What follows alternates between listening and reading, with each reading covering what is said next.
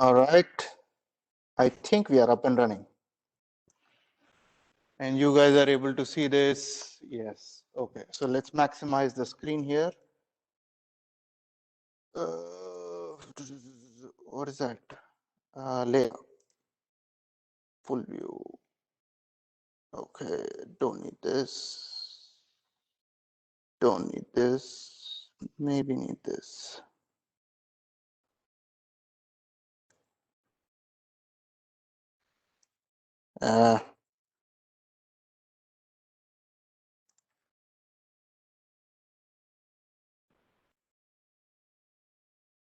It's good. All right. It looks like several of you. What's that? I'm trying my best to get some sort of audio to work in this room. I tried a new wireless lavalier thing, but I couldn't set it up in the last 20 minutes. It was not pairing. In any case, I have this Bluetooth device that I'm going to be using. I hope it'll go well for people who are online. For people in the room, I can always yell, and you can raise your hand and ask for clarification. Richard, are you able to hear me properly back there? All right. So let's see. Where were we last class? Where are we going now? In the last class, we were talking about how does the computer architecture, what are the pieces in data path, right? So for example, ALU, buses, the control unit playing a very important role of sending the load and output enabled signals. And then you guys also traced a couple of instructions, load accumulator A, and then I believe store accumulator on your activity, right? So now what we are going to start doing is talk about role of performance, right? So anybody who is trying to buy a computer or has anything to do with the computer business, they are looking for good performance, right? So how do you quantify performance? What do you guys, in the chat box, feel free to type in, what do you guys look for when you're trying to buy the best performing computer? Go ahead. Number of cores. Okay, so I've got 8 cores and I've got 16 cores and so on. All right, number of cores. What's that? Clock rate. All right, so 3 gig clock rate, 4 gig clock rate, right? That's sort of where we max out right now. Zach, go ahead.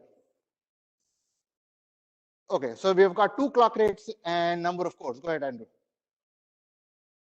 Oh, okay, so all right, so as in architecture in terms of company. All right, so Intel versus AMD and now maybe Apple. Oh, so say that again. The way it's communicating across the buses. Go ahead.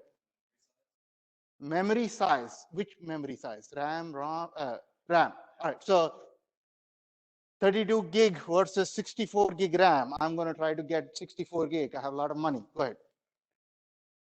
Ooh, okay. I want a big cache memory as close to the processor as possible so that I can hold a lot of memory very close to the processor so that the memory bandwidth is going to be very, very high. What else? I think we looked at a lot of things, right? We also looked at cost. Somebody say cost. I'm going to try to make it a little bit easier on me to buy it, right? So what it looks like is you guys went for speed. Generally, you went for speed. And maybe you went for cost. Nobody has said power. Do you guys want your laptops to heat up? Probably not, right? So you want it to be cool, even if it is running very high intensity tasks. How do you know if it is able to take in and execute high intensity tasks or not? Tell me if you have heard these terms: workload, benchmarks, spec.org. Heard these terms? What are they? What are they used for?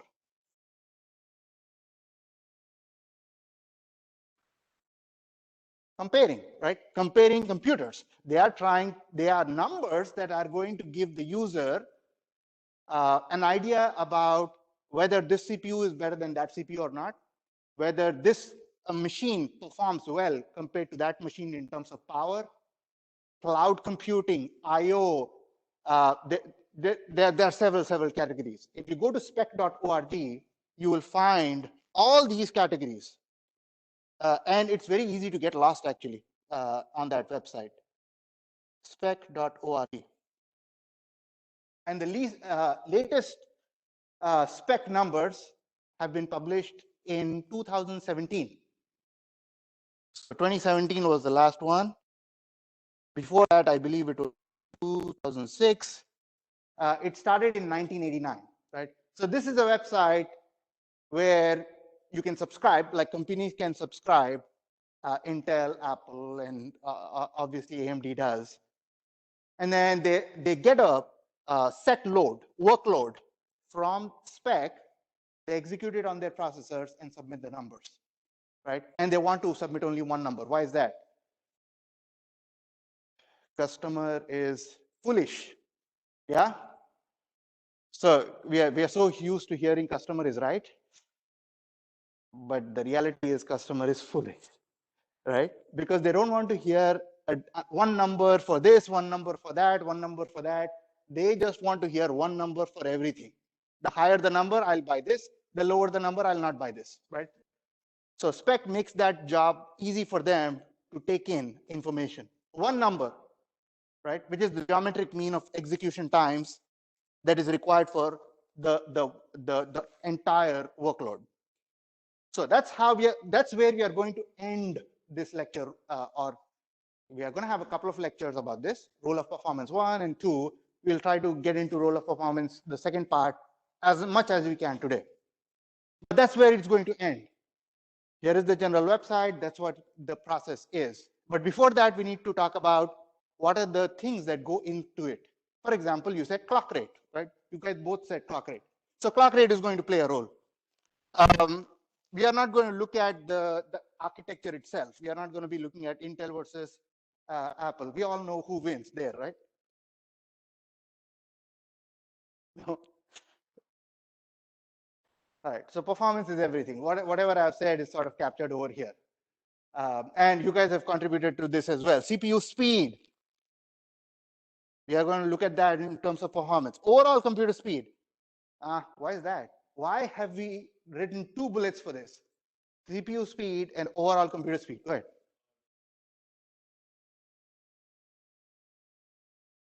Absolutely. So CPU speed only looks at the clock rate, right?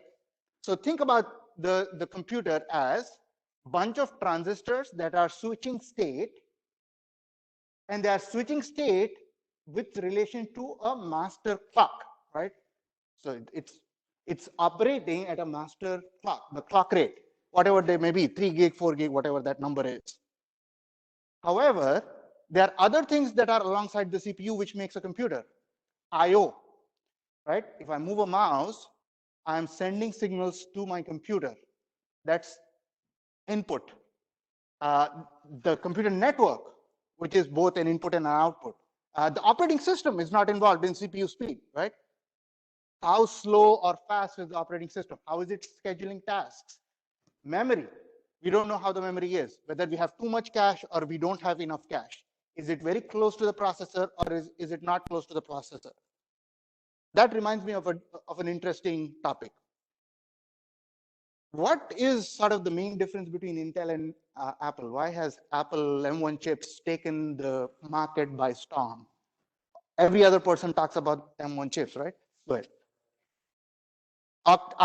So absolutely right. Architecture optimization. How did they optimize it? And how was the Intel's architecture?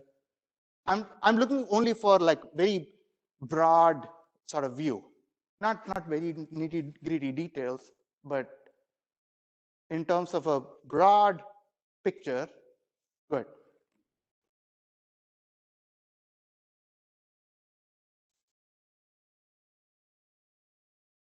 Okay, but that could change, right? That could change depending on what you're trying to use that processor for. But if you look at the design, the architecture, good.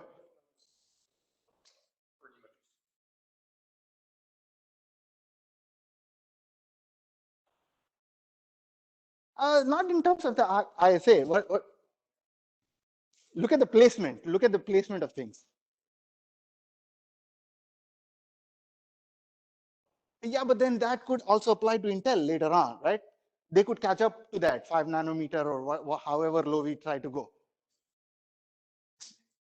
Everything is close together. System on chip, SoC, right? So that's how Intel is different from the Apple chips. They put everything in one M1 chip, right? Instead of, oh yeah, I have a port on the motherboard for RAM chips over there, my BIOS is over there, my CPU processor is just the processor, nothing else, my cache is there. So things are spread out on the motherboard as far as Intel is concerned. But for M1, they put everything, the whole system on one chip. That's the difference. That's the reason why they are able to do it, things very, very quickly, and they are able to run things cool as well, right? So that's sort of the main difference between the two. But what I wanted to say is CPU speed is different from overall computer speed because there are other things that are involved in the computer. So when you guys said clock rate, you guys were talking about the CPU speed. You were not talking about the overall computer speed. But if I wanted to talk about the overall computer speed, then I may be interested in these two things. Throughput or the response time. What is throughput? Throughput is also called as bandwidth, is the number of tasks a computer can perform in a given amount of time, right? So now that's including all the things. I suppose I don't need this right now. So that's throughput. Number of tasks in a given amount of time. Response time is what? How quick can you respond? How quick can you react to a particular request? Who would be interested in that? What kind of applications try to optimize response time? Good.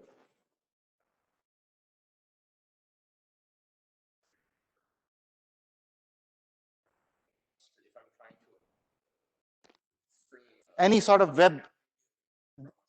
There you go. So all these web services are trying to optimize response time. Nobody likes to see that YouTube's like circle, right, going on. Why? Because the user is hasty as well, right? So they want things quickly as possible. Response time. By the way, is email an optimization of response time? No, it's not. Email gives you what? Best effort. I'll do the best I can to deliver your message as soon as possible. It doesn't guarantee you that. Something to be aware of when you're trying to email. It's a best effort application.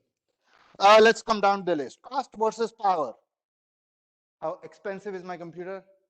How much is it heating up? Is it staying cool over a course of time? Even if I run very heavy duty applications, very intense tasks on it or not. Next, speed for the amount of cost that you are getting. And then we talked about the throughput and response time. Throughput, number of tasks in a given time, response time, how quickly are you able to react to requests? So there are many things that we are trying to look at when you look at the performance of a computer, and only the best survive in this business, right? So Intel has sort of survived really well. It has actually dominated that industry, but now it's on the way down, right? Because there are other competitors that are picking up. AMD and of course the Apple chips are sort of are very, very competitive these days. Let's see. So let's talk about the first example. Let's do this in a better way. Is anybody logged into the WebEx meeting from in this room? In this WebEx meeting? Anyone? No? All right. So I need to look at the chat. I'm not monitoring the chat. And can someone monitor the chat and let me know if there's activity going on over there? All right. So example number one, the computer who has a clock rate of 500 megahertz run 25% faster than a computer with a processor clocked at 400 megahertz CPU, other parts being the same. Is that going to be true? Well, we just answered that, right? We just said clock rate is not going to dictate everything about a computer. When you go from a 400 megahertz clock rate to a 500 megahertz clock rate, the only thing that you have changed is clock rate, nothing else. You have not changed anything else about it. So if you look at total execution time, what is execution time? Execution time is the amount of time to execute a particular program or a bunch of instructions. It constitutes two things. One is the CPU time, and the other is the input-output time. What does that mean? The processor is working on an instruction, but there are other aspects of that program as well. Bring data from memory to the CPU. We are not including that. Store the data to the memory. So access times, read or write times to the memory are also going to matter. What if I'm waiting for a user input? Right? What if one of my devices that make up my I/O devices for a particular program is very slow? What if my storing happens to a hard disk, which is very, very slow? So all the I/O time is not getting affected at all. The only thing that I'm doing is improving the clock rate. So even if my CPU time could decrease, by the way, I'm saying could decrease. I didn't say will decrease. I said could decrease. Why is that? Because there are going to be bottlenecks. If I have a particular hardware to carry out certain operation, I can only clock it as much as it can take, right? Because there are going to be hardware limitations to how fast I can clock. What happens if you increase clock rate? Keep going up in clock rate, 3, 4, 5, 6. What happens then? Some of you might go ahead. Power, right? So things are going to get heated up. And usually when things get heated up, it's not a good news. Why? Apart from the fact that it's not going to be, good for your lap.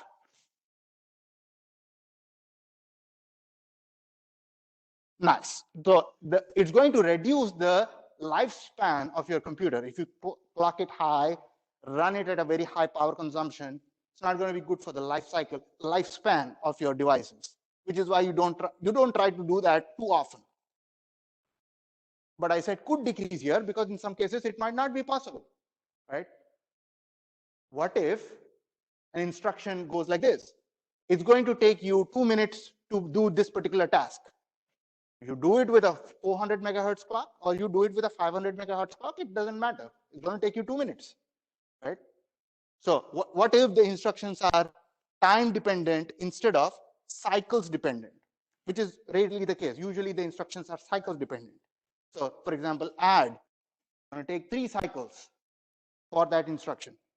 So if you break down the execution time, you've got 2 things here, CPU time, IO time. IO time has not changed.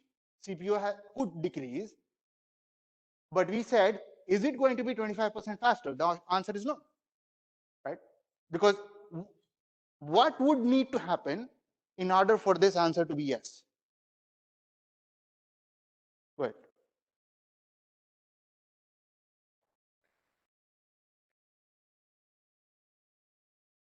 By how much? Exactly the same amount, right? Everything would have to be 25% faster, or at least the average, right? At least the average has to be 25% faster. Now, we can also tie this to a very important law, Amdahl's law. Amdahl's law, which we are going to take a look at later, says if you try to improve a certain aspect of a computer, that doesn't mean that everything got improved by that same factor. If you really want to improve the overall computer by that same factor, then try to use that factor a lot, right? So if somebody is good at addition, use them for addition. Make them do additions, because if you ask them to do something else, they're going to be slow, right? So if you use the improved aspect more, that's when you're going to realize and it's very intuitive, right? It's very intuitive. You've made improvements here, use that thing more. It also ties back to our common case fast icon, right? The Ferrari, the sports car symbol. If you make your common case fast, that's a a really good way of doing things, as opposed to trying to make the not so common thing more efficient. All right, let's move on. Less ambiguous question. What is that? Will the CPU time reduce to 4/5 of its original value? So we are only talking about CPU time next. And again, the answer is going to be no, because for instructions, if you look at the idea, where are the instructions? Where are the operands? They're all in the memory, right? So I'm going to have to fetch instructions and operands from the memory to the CPU, ask the ALU to execute those operations, and maybe the results go back into the memory using the store. So if that is the case, then my memory, which could be fast, it could keep up with a fast processor, or it may not be able to keep up with the fast processor. That is going to create a bottleneck, which means, again, I'm sort of not able to confidently say that it is going to be 25% faster. See that? So memory is trying to be at the bottleneck. So even my processor is saying, give me the instructions quickly, I'm ready for it. My memory is saying, oh, here it is, going slow. Next, even less ambiguous question. If the memory system does keep up, so if the memory is able to provide those instructions and operands to the processor and is able to keep up with that pace, now can we say that it is going to be 4/5? So the CPU time for the 500 meg is going to be faster than the 400 meg clock rate? The answer is going to be no again. Why is that? Because there are other aspects, right? Operating systems could be different. And the beat goes on, right? The performance measurement depends on several factors, including usage. You said response time are going to be response time is a metric that is going to be very useful for web applications, right? So when you have web servers, they are trying to optimize response time.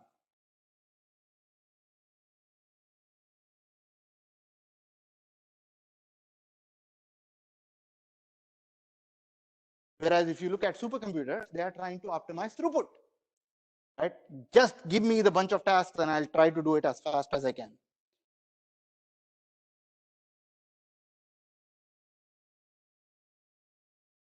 And the law that I said, Amdahl's law, improvement is proportional to the percentage of the time the improved part is used, right? It's not that if you improve this particular instruction or this particular part of your computer, the overall thing improves by that same factor.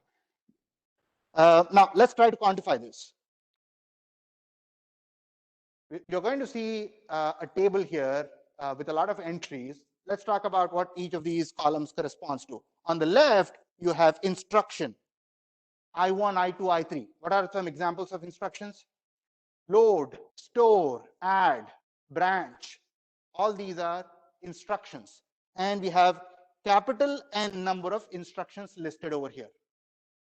Cycles. What are cycles? This is, what does a clock look like? A clock looks like this, right? A square wave. That's your clock, a square wave, repeating at a certain clock rate. So what is the relationship between cycle time and clock rate? What do you guys think the relationship is? Cycle time and clock rate. The relationship is, anyone? Go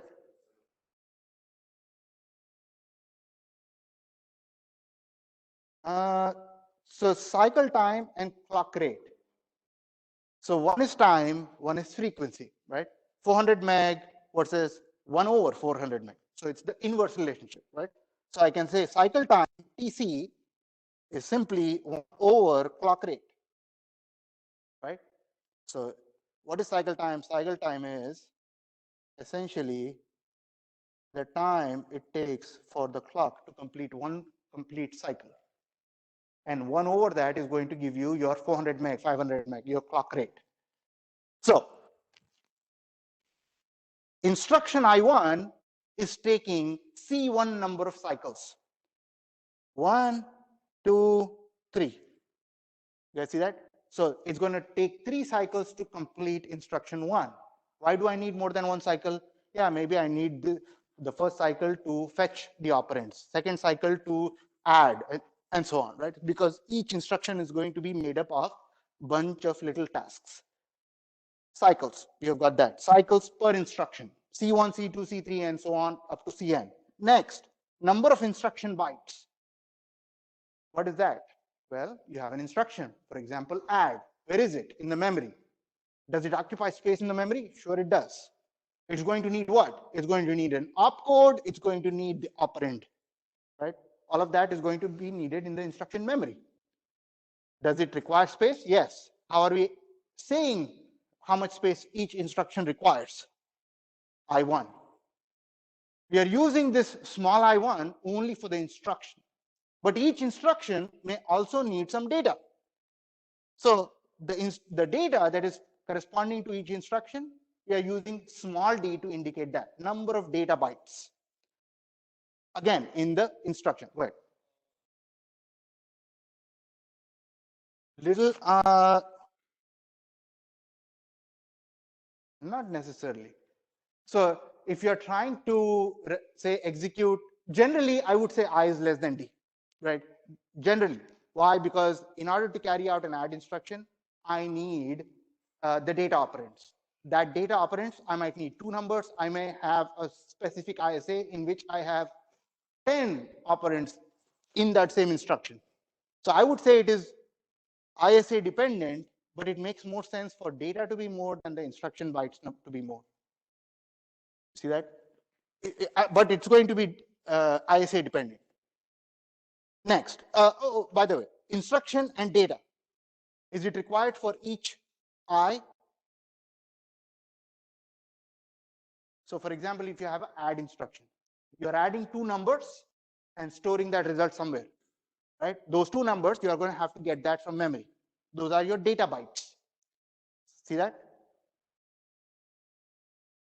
You're going to need to access the memory for all those 3 things. Add, number 1, number 3, right? So when you do the memory access, it is not simply going to be for instruction, but it's also going to include the data bytes for that particular instruction to be supported. And then the frequency of usage. The column to the right is frequency of the usage in terms of percentage, and you can represent that as, say, 10% is 0.1 and so on. Why do we need that? Well, that is the only thing that is going to make sense in terms of the improvement factor, right? So if some program is taking very less time, and if I run that program a lot, the frequency of usage is big for that, then I'm doing really well, right?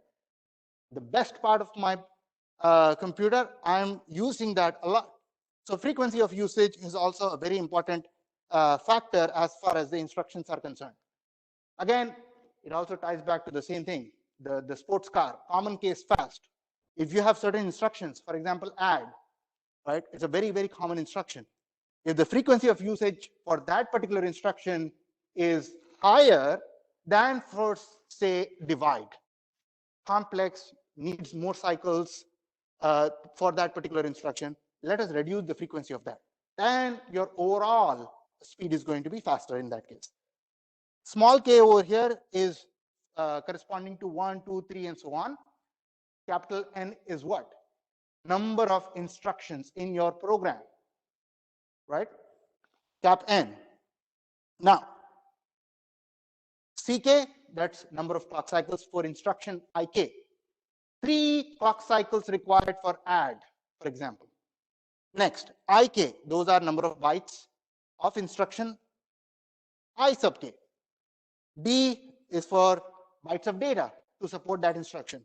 Fk is your fraction. And if you add up all your fractions, it's going to go to 1. Go ahead. Yes. Yep. That's a good question. So 1 clock rate, 1 clock cycle time, unless you say I'm going to clock it faster, right? So unless you actually go and change the settings to clock it faster, it's going to have the same clock rate and clock cycle time. So that's a good thing to talk about, because you see, now you have a static clock rate. It's not changing, but where is the research going? As the intensity of the tasks go on, adapt your clock rate to that, and then slow down and go fast, go slow down, right? So there you are changing it. Let's see.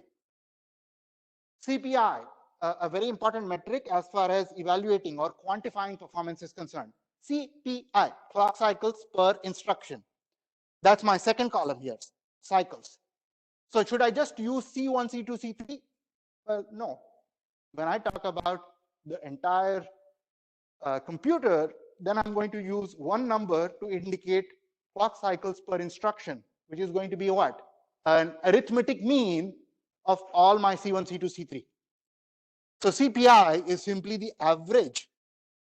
Actually, it's not the arithmetic mean. It's the weighted arithmetic mean, because I'm weighting it based on the frequency of usage, right? So CPI, clock cycles per instruction, is a weighted arithmetic average of all the clock cycles per instruction. And they are getting weighted based on the frequency of usage. So CPI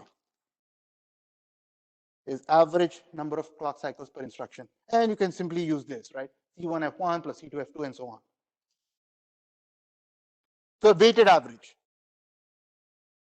This is one of the things in which a weighted averaging scheme works. What are some other averaging schemes that could have been used?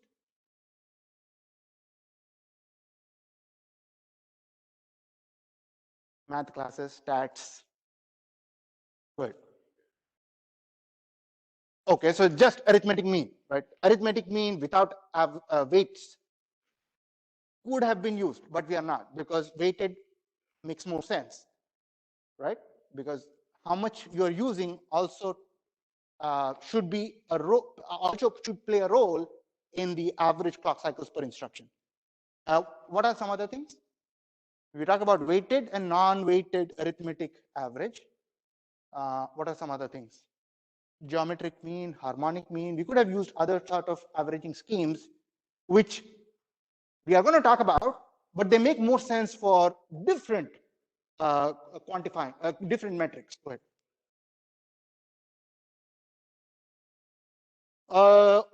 It depends on the frequency of usage for that particular instruction. So if there is divide, which generally takes a lot of clock cycles, if the frequency of usage for that is, say, 2%, then I'm going to not use that as a dominating factor. So it depends on F1 and F2, the frequency of usage. Let's see. So at this point, I want to point out that there are some averaging schemes that would work better for, it depends on what you're trying to average out. For CPI, weighted arithmetic average is going to work out. So now let's do an example here. We have two computers. We have two computers, right? Yeah. We have two computers, computer A and computer B. The clock cycle time for computer A is 250 picoseconds. The clock cycles per instruction is 2. Computer B, clock cycle time, which also means we have clock rate, right? We just need to do 1 over that. 500 picoseconds, and then CPI is 1.2. They are both having the same instruction set architecture, same ISA. Faster.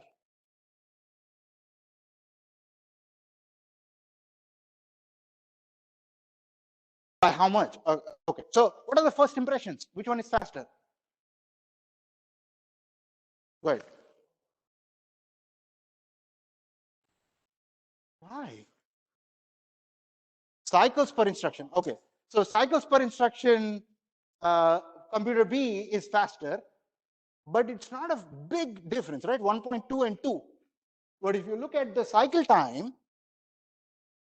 computer A is twice as fast in terms of clock rate compared to computer B, right?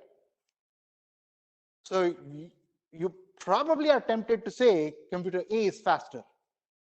Yeah, that's tempting, right? Because it's a factor of 2 there. And with CPI, it's not really a factor of 2. You guys agree with that? Like computer A right now is tempting to say computer A is faster because it's a faster. Because when I said, what are you trying to optimize? The 2 out of the first 3 choices were clock rate. Yeah. So when you look at clock cycle time, which is this guy, computer A is twice as fast as computer B. It's able to complete 2 cycles in the same amount of time as computer B is doing 1 cycle. Right? So it's going to be able to do twice as much. So your temptation is to say, yeah, computer A is faster, and your guess may be, yeah, by a factor of 2, right? Let's try to actually see whether that is the case or not. And in this case, we obviously have to evaluate our CPI as well in our calculation. The best way to comment about fast versus slow is to talk about the CPU time or the CPU execution time. Other things same. I'm not including memory speed and operating system and IO, all of that I'm not including. I'm just including the CPU time. So I'm going to evaluate 2 things here. One is, actually just one thing here, CPU time. CPU time or CPU execution time, they're both the same for A and for B.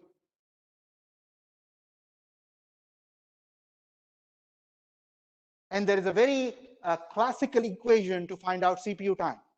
We're going to look at that equation later, but I'm going to write it out for you over here. It is comprised of 3 factors. One is IC, instruction count, or instructions per program. That's the first thing. Second thing is CPI, clock cycles per instruction. You see how it is going? Instruction per program, cycles per instruction, so instruction cancelled out, right? And then the last thing is going to be cycle time. So that's cycles per second. You're going to see that equation again, but I'm just writing it out in very like acronyms, the way I remember it. Instructions per program, clock cycles per instruction. Last one is cycle time, cycles per second. No, not cycles per second, seconds per cycles. Seconds per cycles. It's time, right? Seconds per cycles. And this guy was what? Cycles per instruction. And this guy instructions per program. Now you see what is going to happen. Cycles are going to get cancelled there, instructions, so you get seconds per program, right? How much time does it take for this particular computer to run all these instructions comprising a program, right? That's essentially what we are trying to evaluate for A and B, and then we will be able to talk a comment about which one is faster. Let's see. Somebody help me out with the math here. Oh, I need instruction count. I don't know what the instruction count is, right? What should I do in that case? Go ahead. Absolutely, it doesn't matter, right? So I'm just going to assume that the number of instructions I'm comparing computer A and B, and to keep it a fair comparison, I'm going to assume that it's executing the same number of instructions. Yeah. So I'm going to assume that instruction count to be I. And then I have what? CPI 2, TC 250 picoseconds. So I've got what? 500 picoseconds multiplied by I as the CPU time for computer A. And similarly, if I calculate that for CPU time, CPU B, computer B, what am I going to get? I is I 1.2 500. So what is that? 600 picoseconds times I, right? So I've got the CPU times. Now I can talk about which one is faster. Who is faster? A. By how much? By a factor of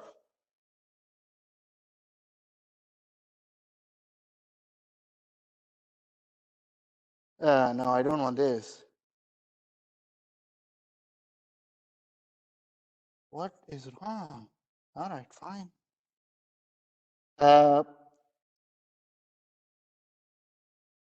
If you want to talk about performance, it is inversely related to CPU time or execution time.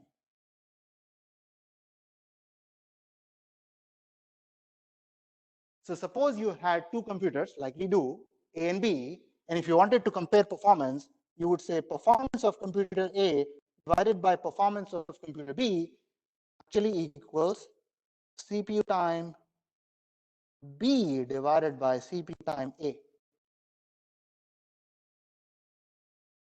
And if you say that this is some factor n, then you can say A is faster than B by a factor of n.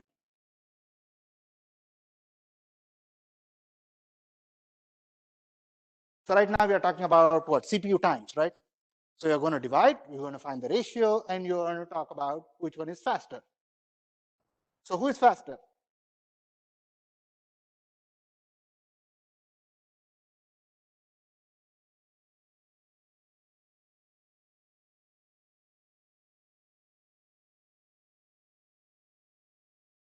Right. 6/5. Okay. Yeah.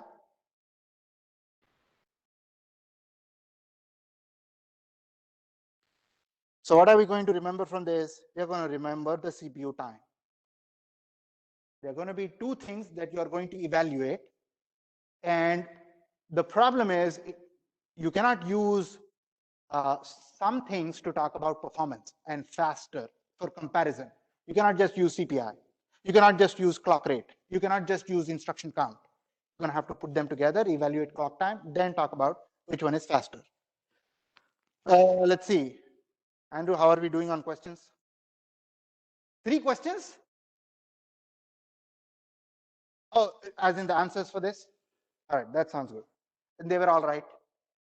All right, so that means the voice is going through okay. All right, let's see. Other important averages. We are going to use averages for IPC, which is the reciprocal of CPI, instructions per cycle. What happens is your CPI sometimes can go below 1.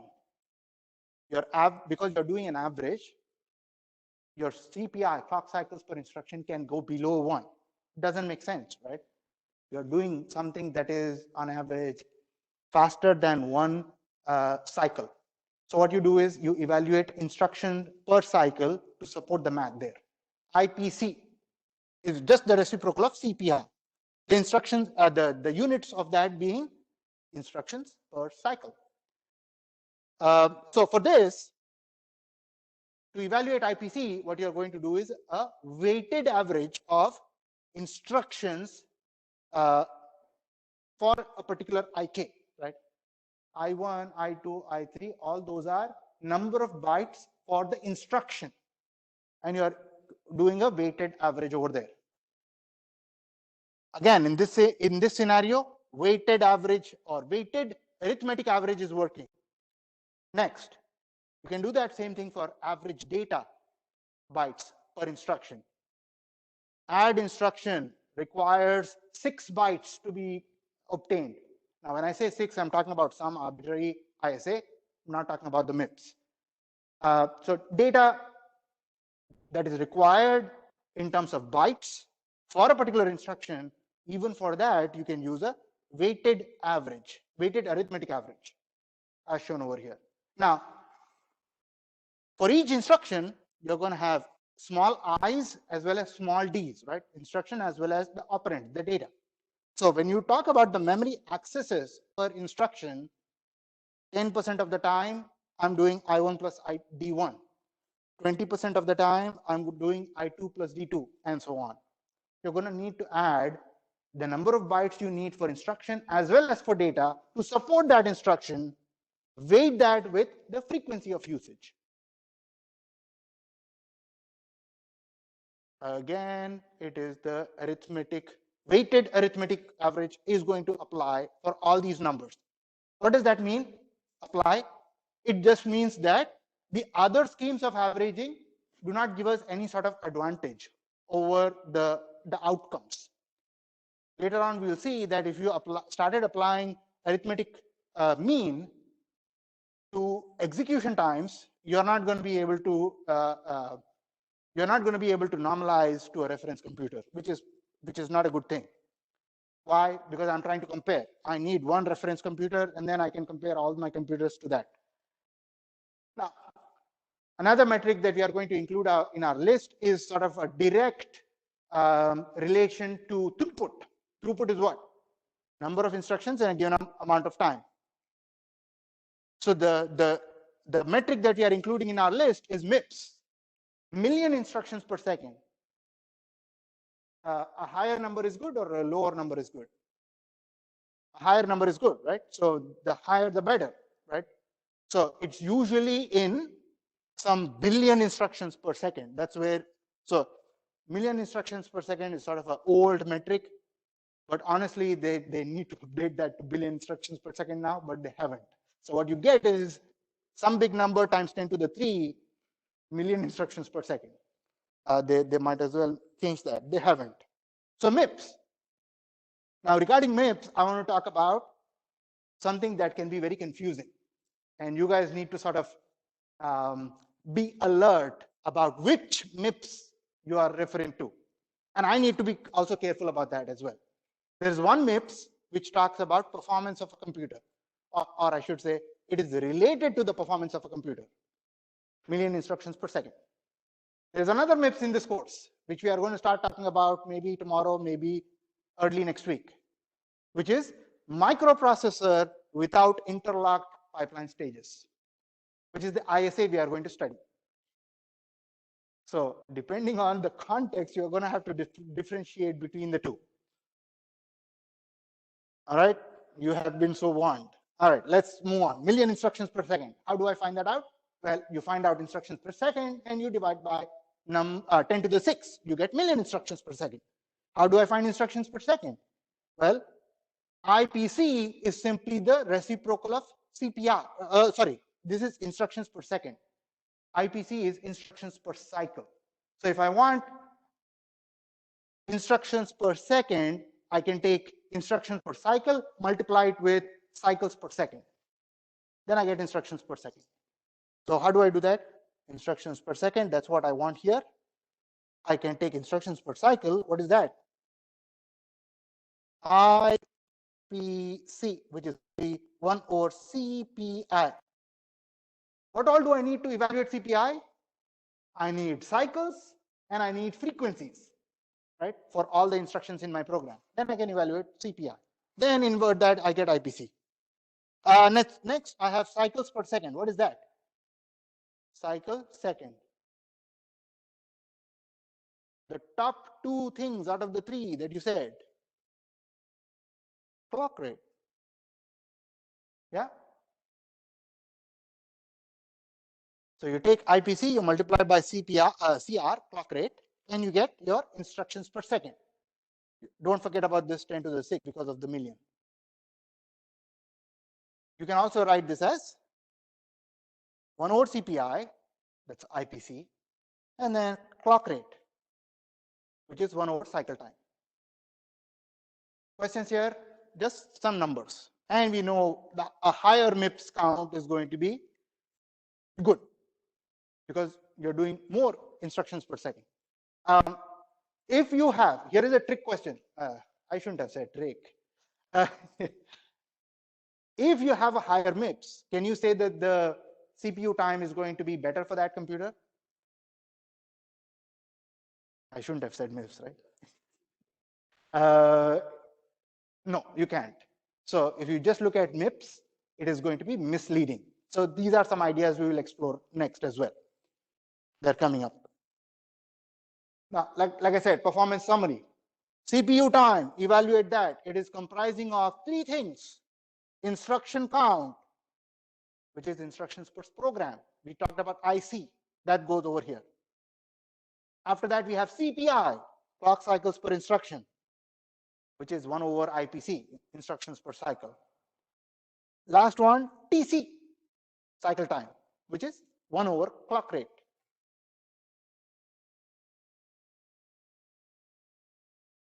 I'm using like TC for this, and CPI for this, and IC for this.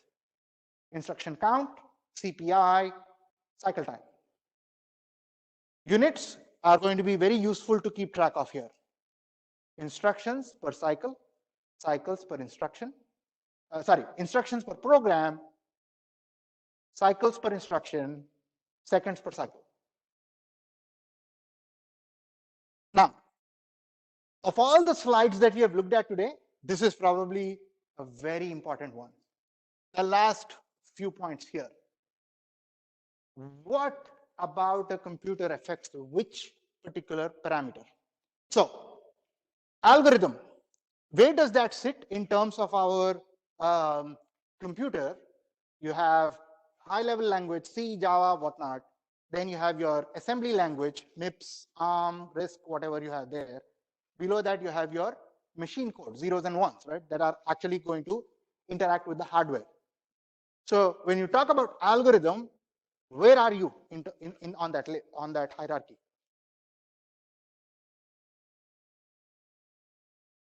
Way at the top, right?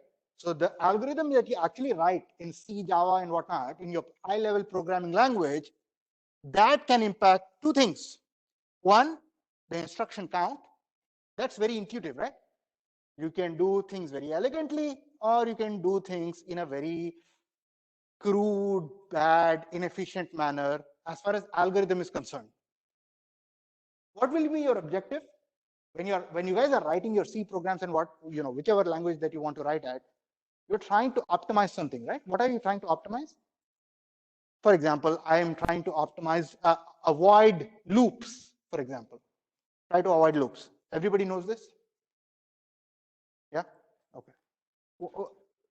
That is applicable for your C program or your MATLAB program. If I'm looking at a MATLAB program and I see loops, that's a bad morning for me. So why? Because there are better ways of doing it, right? In MATLAB, I know that you can leverage rows and columns in a very efficient manner to do things without loops. That's just an example. Sometimes you will have to use loops and there's no other way. But what are you trying to do? You're optimizing the algorithm so that you gain some benefit in terms of speed, right? Execution. What are some other things that you're trying to optimize when you're writing your high-level code? Go ahead. Okay, so you want to one of the other things that you're trying to do with memory is initialize, right? I try to initialize my arrays, make them all zeros, and then I can change certain values, as opposed to growing arrays inside the program, right? I just initialize. What else? Overall memory usage, I'm going to try to make it as tight as possible. What else? It doesn't make any difference, but please comment.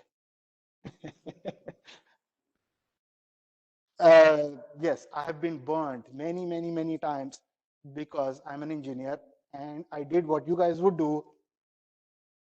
But hopefully, as you grow into a job and you can become a little bit more professional, where your programs actually will be read not by you, but by somebody else.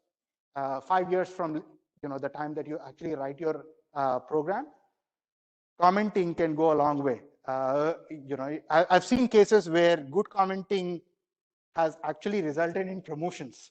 So it can be very useful.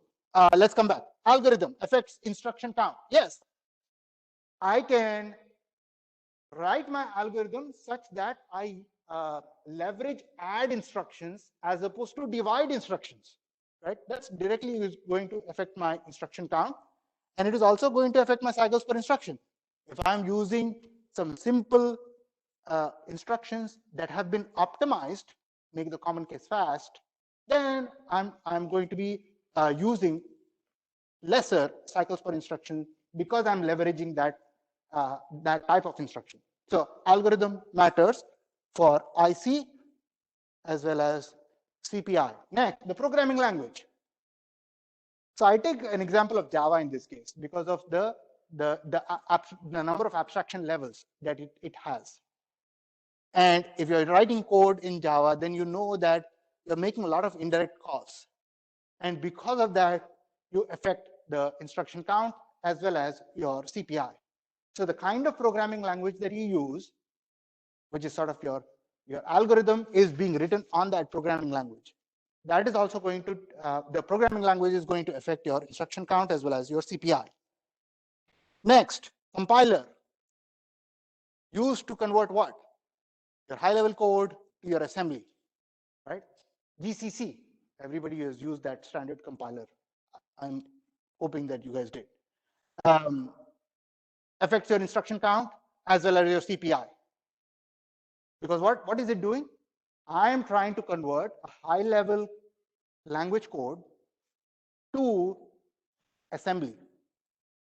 If I do it in such a way that the assembly language can be very efficiently executed by the hardware, then I'm doing things in a very efficient manner, right? The end result of the compiler, if that is efficient in terms of the number of instructions or the time it takes, the CPI, I can affect these two things if I have a very efficient compiler, instruction count and CPI. Next one is our ISA itself. We are going to be using MIPS. It can affect all three things. It can affect your instruction count, it can affect your CPI, and it also can affect your clock time.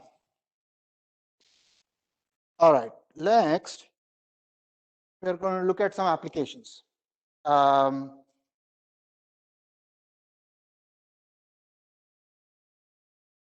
CPI, clock cycles per instruction, is going to depend on what kind of program is running on the CPU. Next, knowing what kind of program is running on the CPU can help you. Right. So if you know what kind of program you're trying to run on the CPU, you can help design a better CPU based on that, right? So you're trying to make sure that I design the computer that effectively can run a particular program. And you see this with, currently with M1 versus Intel, right? That same thing is playing out as we speak. Why? M1 has stepped in. People started translating all their old Intel-based software to support the M1, to maybe not use Rosetta to do that translation. And once they did, there have been many tests where, oh yeah, if I run this particular software natively to M1, it runs really, really fast compared to while I was using Rosetta to run that same application, right? That's an example where your computer is being designed in such a way that your some set of software or applications run really smoothly or can handle those efficiently. Now let's take a look at this example here. We are taking a look at a multiplication instruction. If we know that the multiplication instruction will be used a lot, where are we going to invest the money or our resources? To make that multiplication instruction faster. Make the common case fast, right? Make the faster multiplier circuit. That's where we are going to invest. So multiplication is involved. Multiplication is comprised of two main things, right? Addition and shifting. Yeah, multiplication adds and shifts. And those of you who have taken COCO, I think most of you did. You have looked at adders. The fast adders in terms of carry look ahead adder, and the basic one, the ripple carry one. And both these adders along with shifters, and we use shifters as well, right? Like registers made up of D flip-flops in which you can shift things. Both these two combined, apart from, you'll need a lot of other supporting hardware with this, you can design a faster multiplier circuit. So if you are able to design a faster multiplier circuit that is used very often, then you have got Amdahl's law to support you. You have improved this factor, use it more, and you will see that the overall speed improve. Where is our instruction set architecture lying? It is lying right here. Above that, you have, just above that, you have your compiler and the firmware, which is part of your operating system, and your application is being hosted on a particular operating system. Beneath that, you have your ISA.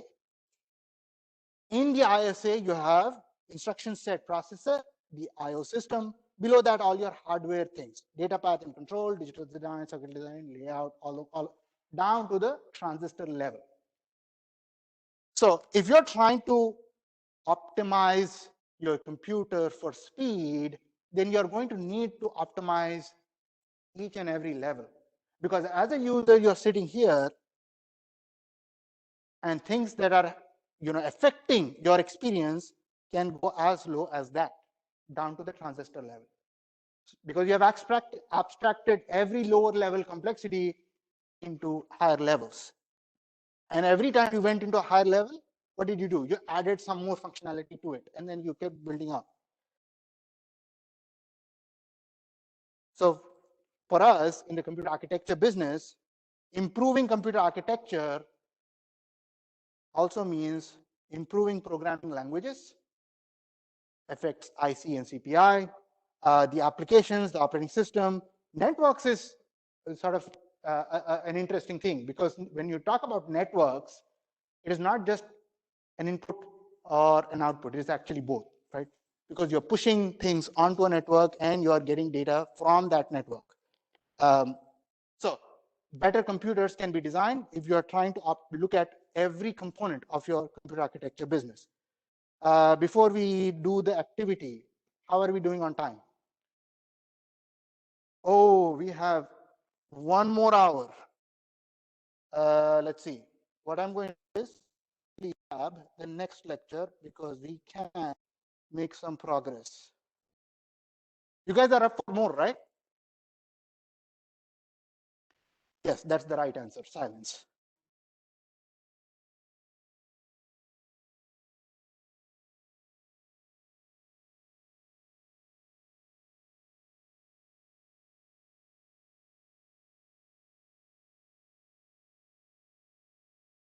We are still talking about role of performance, right? So that's good. We are still in that same conversation about performance. This is the same slide as we have seen before. This is about MIPS. Million instructions per second. How did we calculate that? We took instructions per second and divided by number of, 10 to the 6. We also found that you could express that as IPC times CR. Now let me add a page here so that I can try to express after MIPS, million instructions per second, using what is that? IPS, instructions per second, divided by 10 to the 6. That was one way of writing MIPS. What was the next one? It was 1 over CPI times clock rate divided by 10 to the 6. Right? I'm essentially doing this guy right here. IPC is 1 over CPI. Then you have got clock rate from here, and then you have got 10 to the 6 from there. Yeah. So that's there, right there. But I also know that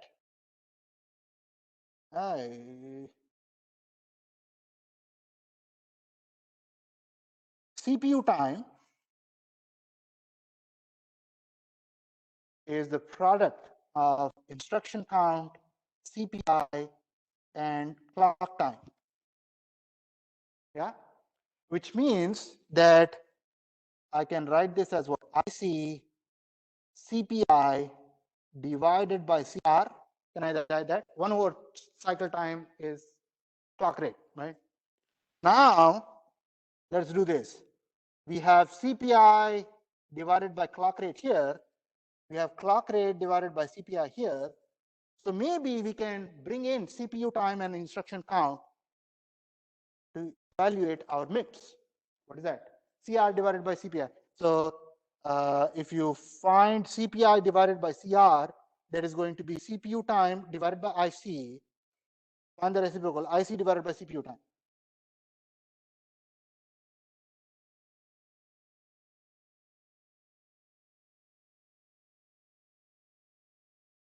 Just make sure that I didn't do any sort of mathematical error there. Hopefully I didn't. Yeah. So tell me the instruction count, tell me the CPU time. I'll be able to tell you how, because this is instructions per program, right? And I'll be able to tell you what the MIPS is. So just a couple of different ways to express our MIPS. Depending on what numbers you have been given, you can convert from one to the other. All right, let's go back. We have already talked about this. What is CPI? CPI is the arithmetic average of all your cycles per instruction. So if you are given the frequency of usage for each instruction and you're given the number of cycles for each instruction, you can find out your average CPI. Arithmetic average, weighted arithmetic average is good news here. Let's compare. Computer A, computer B, you've got a few things listed over here in a table. And I hope that you guys don't look at the title for now, because again, it'll just give away the answer. You have a few things to note between computer A and computer B. What is computer A? We have some things. Instruction count, 12 billion. Computer B, instruction count, 10 billion. Right? We are trying to execute 12 billion instructions there. In computer B, the ISA is including 10 billion instructions. Clock rate for A and B is also given, 4 gig and 3.6. Clock cycles per instruction, 1.2 and 1.2. So clock cycles per instruction is sort of a wash. Doesn't matter. Now, if you look at this table, which computer is faster? Without looking at the title. A is faster because it's 4 gig, right? Like higher the clock rate, the better it is. That's what the intuitive thing is to note. Oh yeah, I'm clocking it faster. Let's just buy that, right? Let's actually see if that translates to a fast computer. How do I find out the faster computer? Need to evaluate CPU time. Let's do those things and CPU time for A and B. What is CPU time A? I need to do IC CPI divided by CR, right? So I've got 12 billion, 1.2, 4 gig, and that is going to cancel out. What am I going to get here?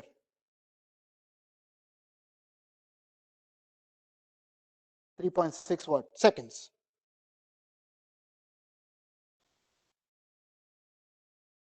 Yes? All right, CPU time B.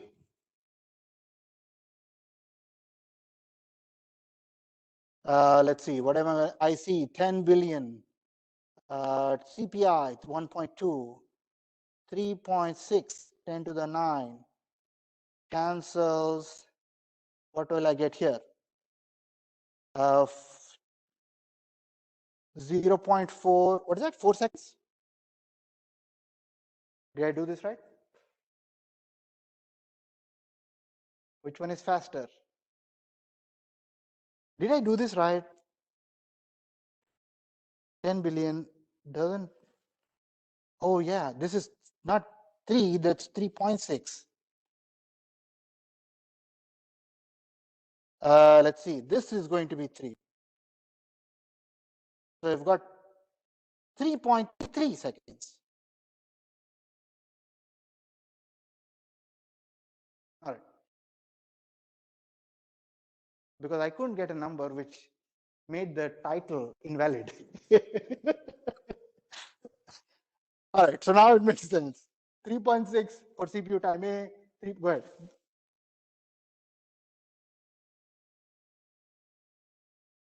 Yes, that's right. That's exactly right. So, you know, programming language, algorithm, compiler, everything is going to sort of dictate your IC and CPI, right? So one aspect is affecting this could be compiler. What do you have? Oh, okay. So if you look at this, you are actually going to say B is faster. And you can also find out the times, right? You can divide the CPU times and you can find out that ratio, and you can say, all right, this is faster by this much. This is faster than this by this much, right? But you would be using what? A ratio. If you find the ratio, you are going to be able to comment about by how much is B faster. But if it is a ratio, can I use arithmetic average? Right? For ratios, arithmetic average or weighted arithmetic average is a bad way of averaging. That's sort of where we are going with this. Right? All right, so looking at the numbers, A was faster. Actually, if you compute CPU time, B is faster. Hence, misleading clock rate. Over here, again, if you sort of not look at the title right away, here we have clock rate. Here you have CPI. You have instruction count. Same numbers. CPI is adjusted a little bit. One for computer A, just a small change. You have made the clock rate the same for both. So if you look at MIPS for A, and let's also calculate MIPS for B. Let us see who wins here. For MIPS for A, which equation should I use? If I go back, I see CPU time, maybe not. I have clock rate, I have CPI, so maybe I'll use this. Yeah, so CR divided by CPI times 10 to the 6. Question?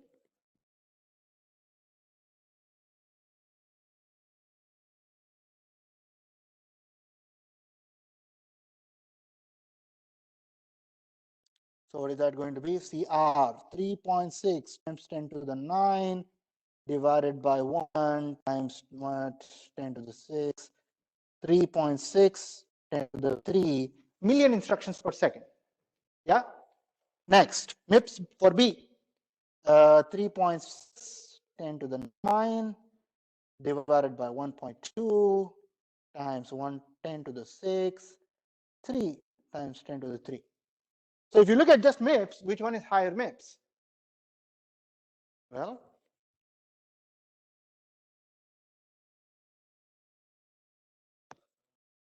go ahead. Oh, we are not. So we are just computing MIPS to see who wins and if that is going to be aligned with what we think is faster computer, right? So if you look at this particular table, clock rate is even, right? CPI is almost even, 1 and 1.2. There is a difference in instruction count, a significant difference in instruction count. So how are you going to say, how are you going to comment about which computer is faster or not? Well, if you look at CPI, if you look at CPI, which one is faster? For computer A, you have got 1 cycle per instruction. Here you have got 1.2. So your inclination, if you just look at CPI, is going to be A is faster than B, right? Is it? We are not going to find that out until we actually find out CPU time. The reason why we are calculating MIPS right now is to actually make it invalid way of commenting about fast or slow. That's the reason, right? So we know that if you just look at MIPS, A wins. If you just look at CPI, A wins, right? So with respect to MIPS as well as CPI, computer A is winning the race. However, if you look at the thing that actually matters to compare performance, which is the CPU execution time, how much time does it take for a particular computer to execute all these all these instructions which constitute a program, right? That's the thing that should matter, right?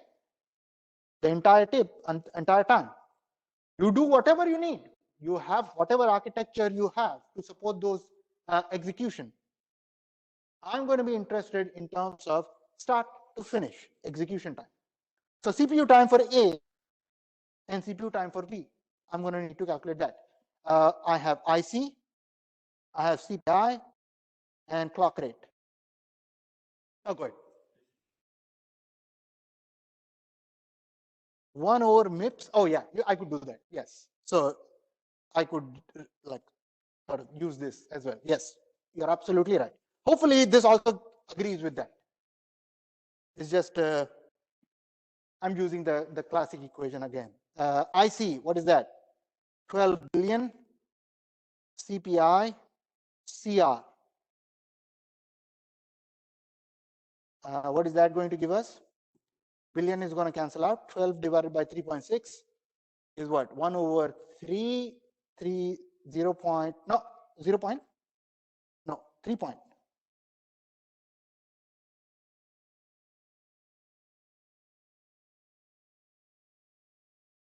Somebody please check.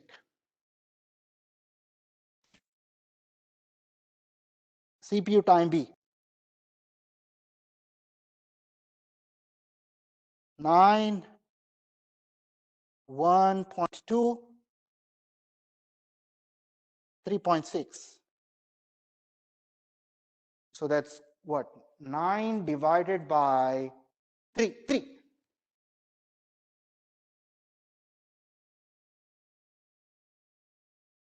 You guys are checking my numbers, right? Yes. And they are okay? All right, thanks. Let's see. CPU time B, 3 seconds.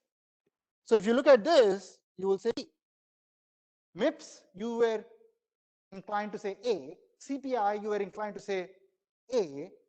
But turns out, because of a significant difference in the instruction count, which again, high-level language contributes to that, programming language contributes to that, compiler contributes to that, algorithm counts to that, even the ISA contributes to that issue. Good. How finding out the throughput, right? So for supercomputers who are interested in doing only one job, you give me a bunch of tasks, I will try to finish them as soon as possible, right? Number of instructions that can be executed in a given amount of time. So for throughput, to get a sense of throughput, which is more applicable for supercomputers, for example, which are just intensity based, right? Like task based. For those, you calculate MIPS.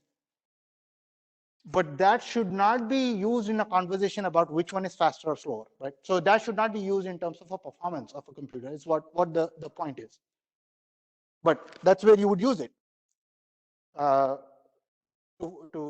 If you're trying to look at a server and you're trying to find out which server or supercomputer is better in terms of number of tasks, you would use that. Go ahead.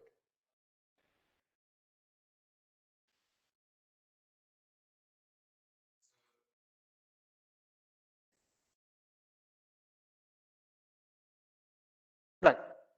So if the instruction count is the same, then there are the other two factors that are going to play a role. But you hear MIPS in a conversation that is very task oriented, not response time oriented, not how much time it is going to take from start to finish. It is just about how many number of tasks can you finish, because it's instructions per second, right? So it's a direct metric to give us an effective. It's an effective metric for evaluating throughput. Let's see. So misleading MIPS and CPI. I hope now the title sort of fits in, right? Yeah. How are we doing about time? 9:20. Oh, we have too much time now.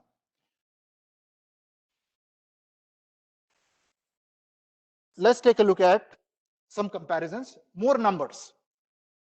It's going to get easier. Computer A is able to run a particular program, program 1, in 1 second. Computer B is running the same program in 100 seconds, right? And I hope you are sort of going,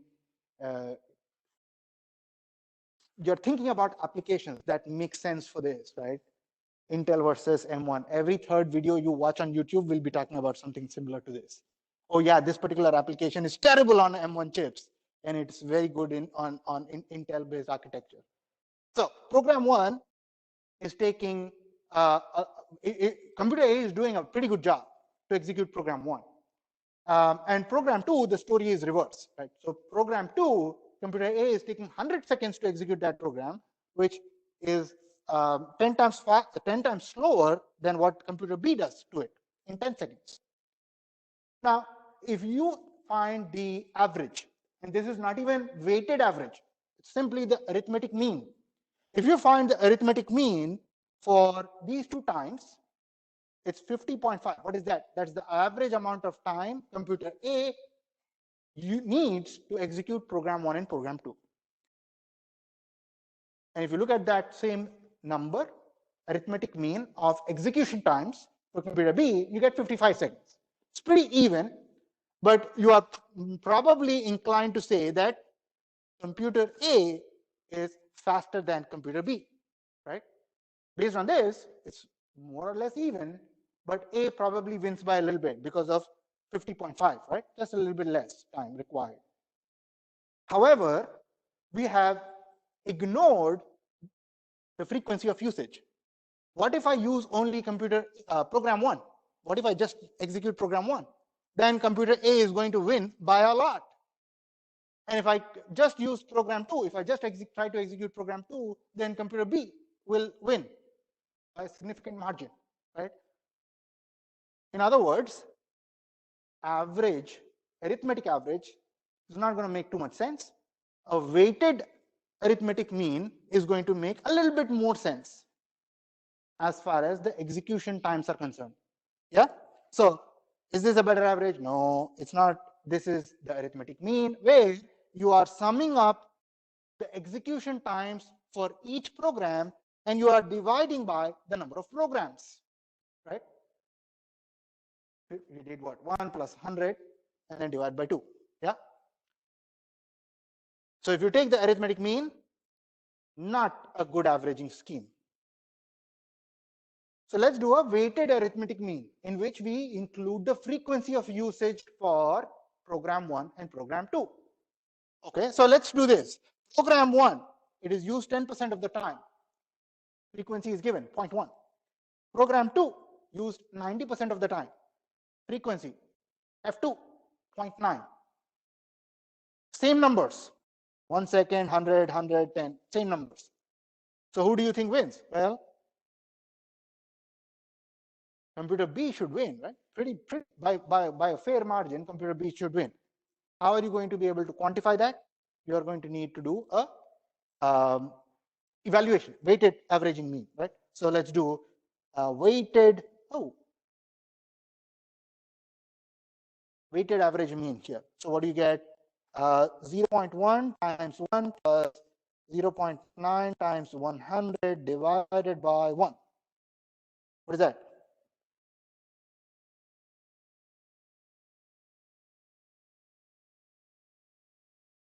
Hmm. 90.1.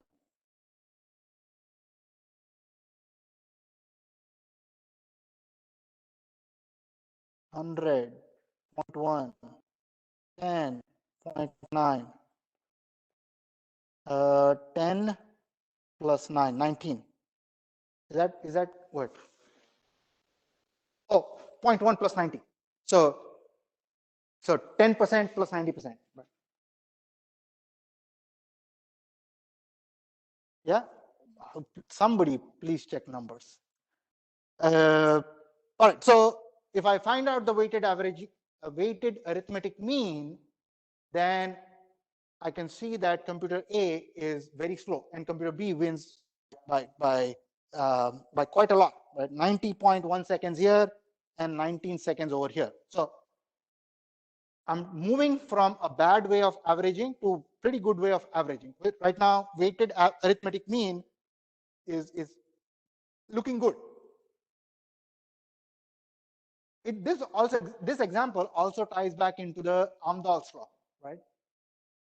Computer B won over here because I used program 2. I ran program 2 a lot, right?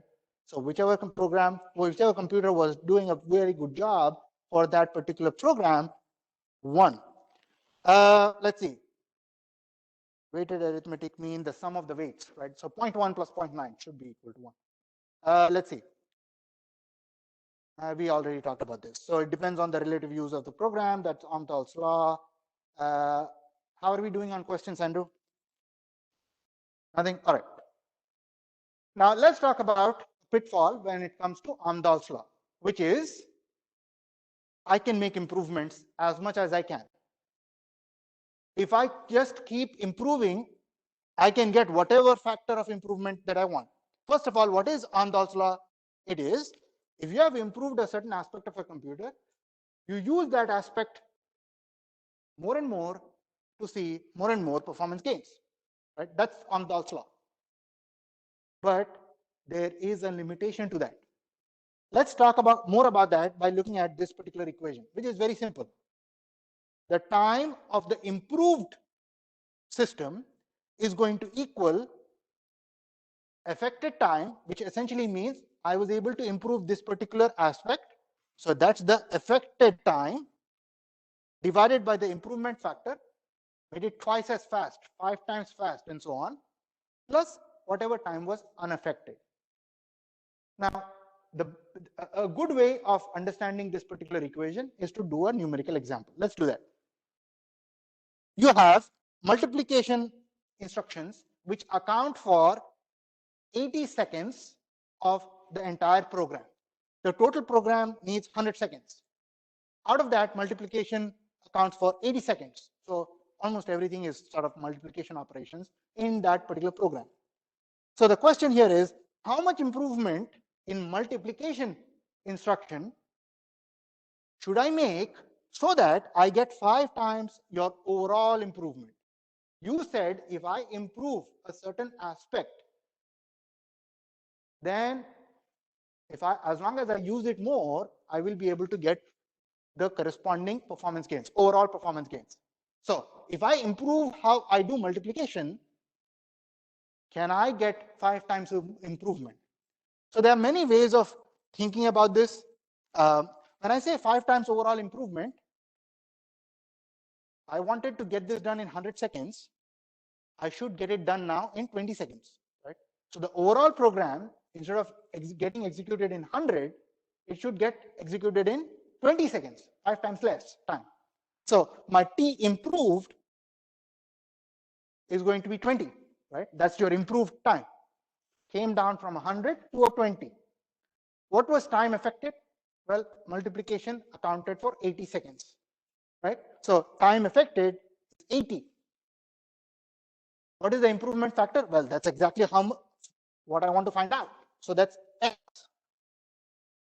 And then what is unaffected time? Well, total was 100, 80 was multiplication, unaffected was 20. So simple math. What are you going to get for X? I can't, right? So no matter how much I improve in terms of a multiplication operation, I will never be able to see a 5 times overall improvement. Why is that? The problem is this, right? 20 seconds was unaffected, and I wanted everything to get done in 20 seconds. Amdahl's law says what? You need to, you can improve aspects where you are actually making the improvement. You are never affecting the 20 seconds. So you are not going to gain anything there, right? So that's sort of a pitfall there, where you think that, okay, I can make improvements as long as I keep improving my multiplication instruction, I will be able to get 5 times your overall improvement. No, not possible in this case, right? How would it be possible? What can I change in this equation to make it possible? Good.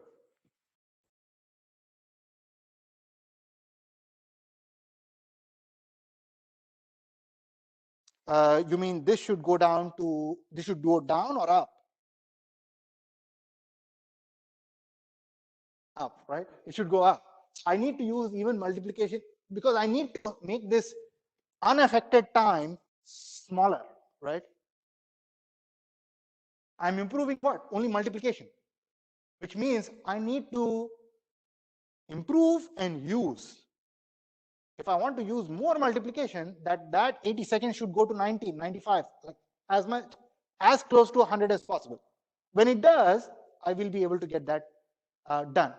Then I can find out a finite x value. Can you see that? Okay.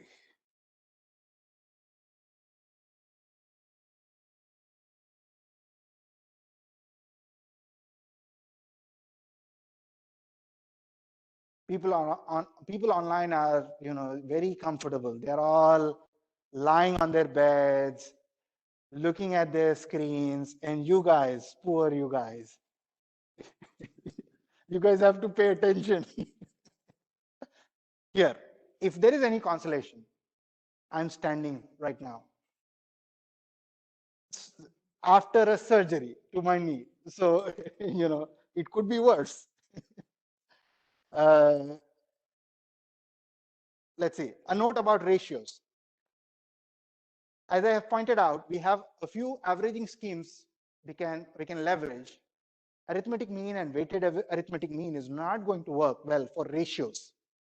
So what I'm going to do is, I'm going to again compare the two computers, A and B, for the same two programs, program 1 and program 2, and I've actually found their arithmetic mean over here in that particular column. The next thing I'm going to do is evaluate the times, the execution times, normalized to computer A and normalized to computer B for the two programs. Why am I doing this? Because in a realistic scenario, when you're asked to compare computers, what do? All right, I have a computer. You compare all your computers with mine, and then we can talk about who wins, right? For the same workload. Yeah? You have a reference, and then you can compare all of them to a reference. Go ahead. Who is that? Evan is saying what? What happened? Why are you standing?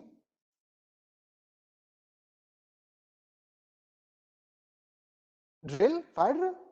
No. Fire drill?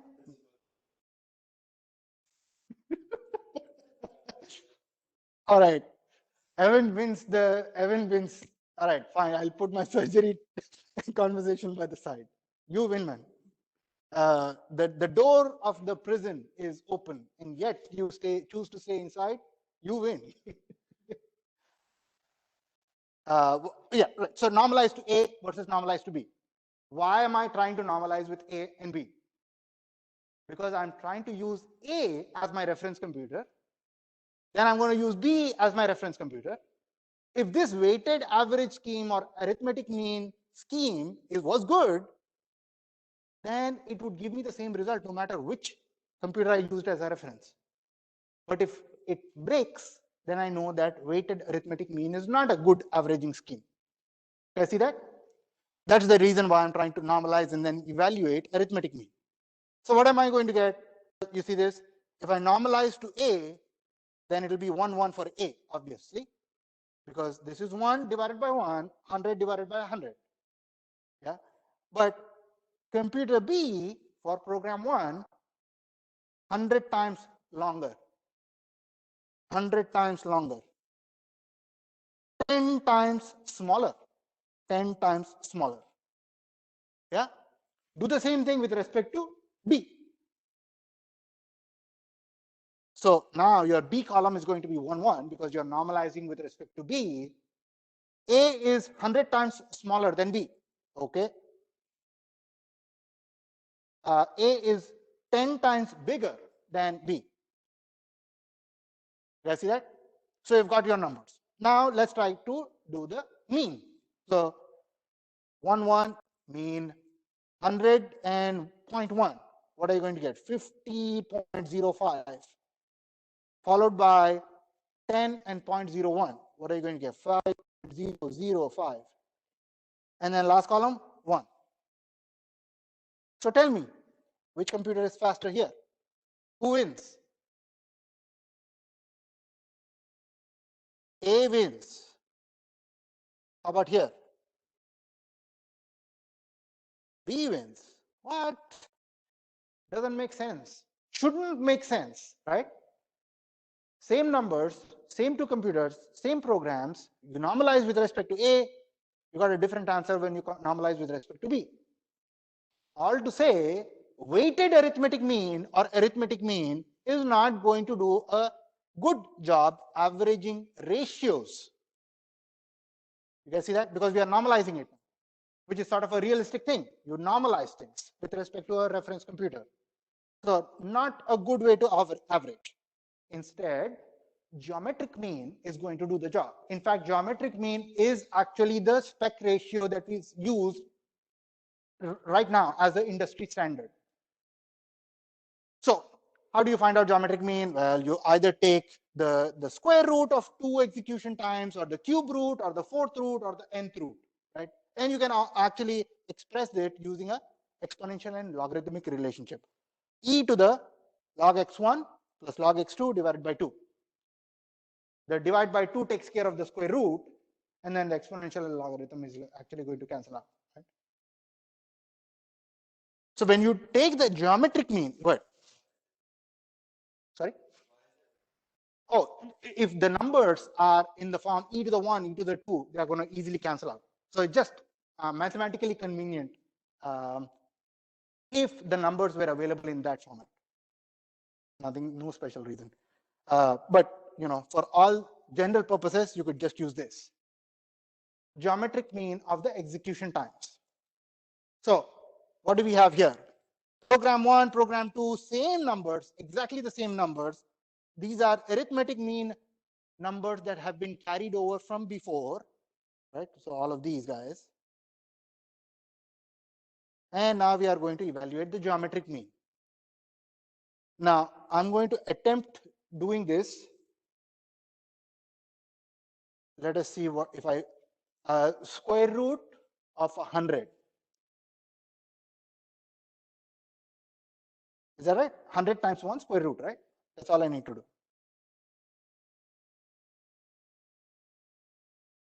Check, please. Next, for computer B, square root of 1000. Yeah? What? No. Did I do something wrong? Oh, yeah. All right, that goes on. We should write that somewhere.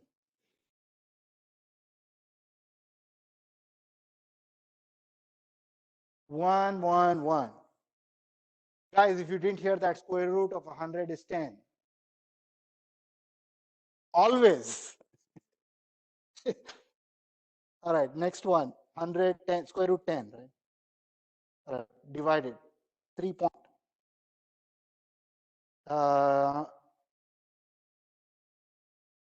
What is this over here?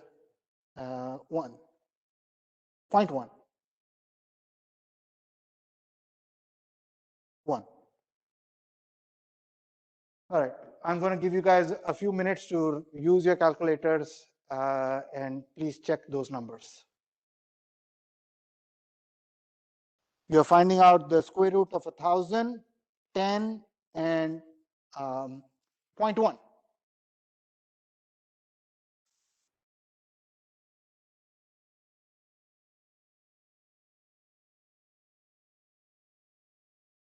Who wins here? Who wins here?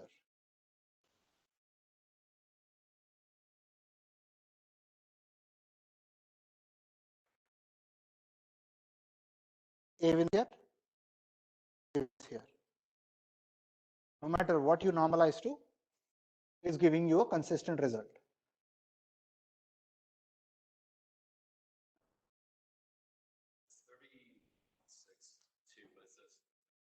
Oh my gosh, tough crowd. All right, fine. You. All right. Oh my God. All right, all right, so geometric mean is going to work really well for the purposes of ratios for the execution times. Key property, if you have a bunch of numbers, don't need to evaluate the geometric mean of each sequence. If you're dividing it, which actually this is what you do when you are comparing.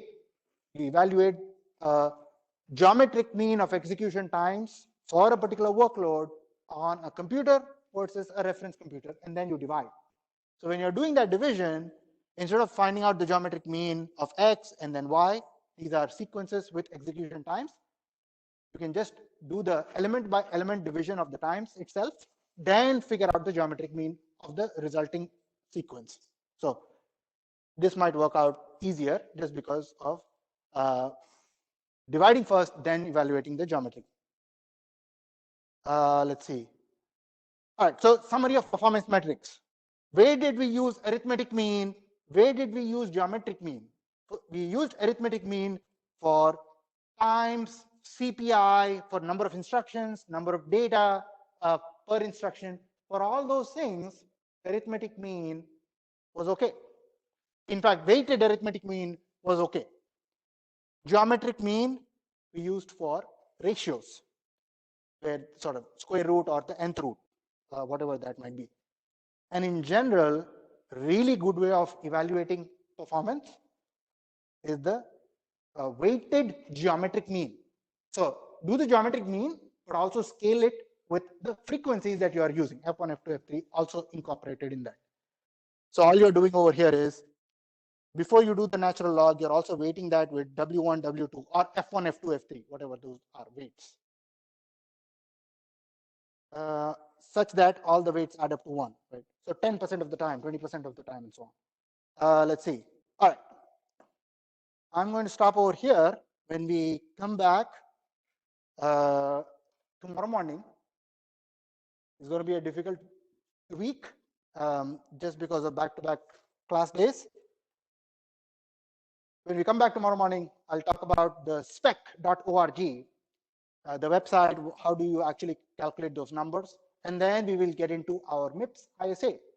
So the nitty-gritty details of the ISA that we are going to study. Hopefully that will, so right now things are maybe a little bit boring, but as soon as we get into the MIPS architecture ISA, there will be a lot more details to look at, right? So if you're a details oriented person, okay, can I get down to the zeros and ones? You'll be having a lot more fun then. Until then, there is activity 3. Hopefully now it's going to be pretty straightforward to answer it. A couple of things about the activity. Round off your CPIs to do decimals. And just as we said, square root of 100 is 10, always 1 nanosecond is 10 to the negative 9 seconds. So use that. I'm going to stop recording here.